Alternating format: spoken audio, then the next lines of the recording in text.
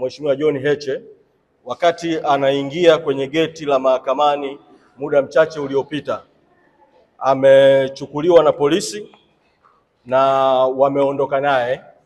Nimepigiwa simu na mmoja wa wasaidizi wake vile vile muda mchache wakati nakuja kuzungumza na nyinyi, amenitaarifu kwamba wamemuingiza kituo cha polisi Central.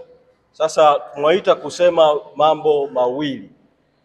La kwanza ni kutoa mwito kwenu wanahabari, sababu tukio hilo limetokea kwa ghafla hapa na wengi mlikuwa juu, kuweza kuwasiliana na newsroom zenu ili kwenda kufuatilia hilo tukio kituo cha polisi kati, au kama wamemhamishia kituo kingine cha polisi basi kufuatilia tukio hilo.